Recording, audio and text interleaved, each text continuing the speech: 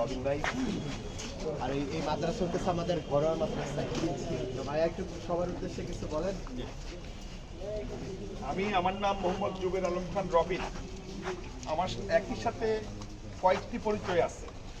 এই মুহূর্তে আসছি আমি লায়ন্স ক্লাবের পক্ষ থেকে, Lions club of Dhaka backyard, Lions club of Dhaka ব্যাকইয়ার্ডের পক্ষ থেকে তোমাদের সাথে একটু সঙ্গ দেওয়া, শরিক হওয়া। পাশাপাশি এবার আমি জাতীয় সংসদ সদস্য হিসেবে জাতীয় পার্টির মনোনীত লাঙ্গুল প্রতীকে নির্বাচন করছি। তার মানে আজকে কয়েকটা পরিচয়ের মূলত দুটো পরিচয় আমার। লায়ন্স ক্লাবের একজন কর্মী আমি, পাশাপাশি জাতীয় পার্টির একজন সদস্য।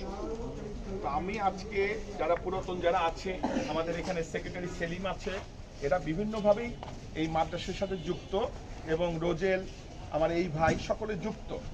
আমি প্রতিশ্রুতি দিচ্ছি আগামীতে আমি কিঞ্চিত পরিমাণে হলেও সকলের সাথে ভূমিকা রাখার চেষ্টা করব।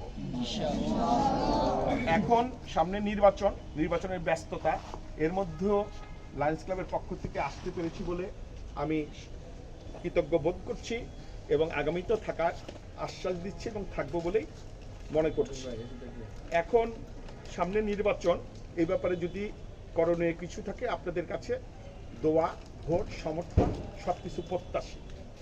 আর আমি শান্তির প্রতীক এই সাদা পতাকা নিয়ে সমস্ত জায়গায় গণসংযোগ করছি। সেই সাদা প্রতীকের সাথে দেখা গেল আজকে যে শিশুরা, কোরআনের শিশু, তারাও সাদা পতাকা, সাদা ড্রেস পরে আছে।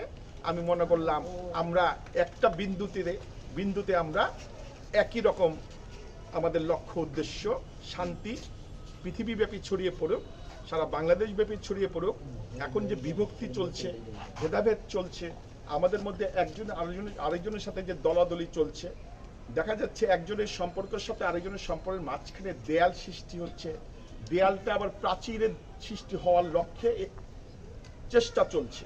কিন্তু আমরা মনে করি আমাদের ধর্ম এটাকে পারমিট করে না। আমাদের বন্ধুত্ব সম্পর্ক, মুসলমান আমরা ভাইয়ের সম্পর্ক।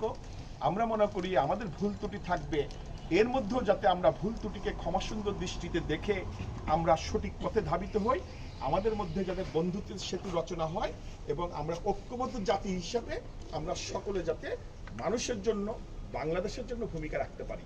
সকলে ভালো থাকবেন, আমার জন্য দোয়া রাখবেন, এবং লায়ন্স ক্লাব অফ ঢাকা ব্যাকইয়ার্ডের পক্ষে থাকবেন। আমরা আগামীতেও সচেষ্ট থাকবো, সকলের পাশে থাকবো। ধন্যবাদ। আসসালামু আলাইকুম। সবাই ভাইয়ের জন্য দোয়া করবেন।